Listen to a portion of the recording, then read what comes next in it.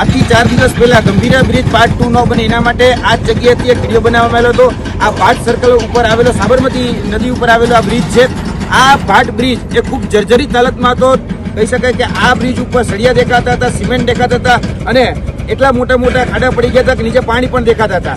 હવે આ બ્રિજનું અત્યારે સમારકામ કરવામાં આવી રહ્યું છે। જોવા જઈએ તો અત્યારે તમે જોઈ શકો કે જેસીબી ચાલુ છે અને જેસીબીના માધ્યમથી આખો બ્રિજ ફરીથી ખોદવામાં આવી રહ્યો છે। પરંતુ અમારો પ્રશ્ન એ છે કે આજથી 2 વર્ષ પહેલા આ બ્રિજ માટે સમારકામ માટે લગભગ 70 કરોડ કરતા વધારેની ગ્રાન્ટ ફાળવવામાં આવી હતી। તો એ ગ્રાન્ટ ગઈ ક્યાં અને કયા કટકીબાજ કોન્ટ્રાક્ટરો ખાઈ ગયા, કયા અધિકારીઓ ખાઈ ગયા અને કયા નેતાઓ ખાઈ ગયા, એનો જવાબ પર અમારે જોઈએ છે। અને વાત બીજી કે હવે જે આ બ્રિજ બનાવવામાં આવી રહ્યો છે તેની આવરદા શું રહેશે? કારણ કે અત્યારે જેવું કહેવામાં આવી રહ્યું છે કે કરોડ રૂપિયા આ એટલે કે ભાટ બ્રિજ અને વટવા અંડરપાસ એ બંને માટે 100 કરોડ રૂપિયાની ગ્રાન્ટ આપવામાં આવી છે। તો આ જે 100 કરોડ રૂપિયાની ગ્રાન્ટ આપવામાં આવી છે તો એમાં એકાઉન્ટેબિલિટી એટલે કે જવાબદારી કોની નક્કી થશે? કારણ કે આવનાર દિવસોની અંદર આ જે બ્રિજ છે એમાં ફરી વખત કોઈ ખાડા નહીં પડે, ફરી વખત સળિયા નહીં દેખાય, તો એના માટે કોકે તો જવાબદારી લેવી જ પડશે।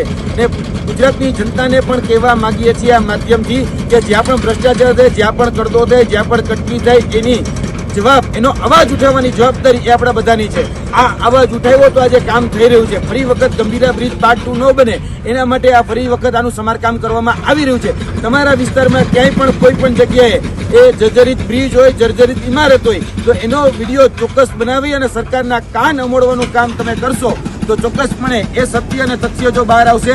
જે પણ લોકોએ કટકી કરી છે, જે પણ લોકોએ ભ્રષ્ટાચાર કરી રહ્યા છે એ ભ્રષ્ટાચાર ઉજાગર થશે।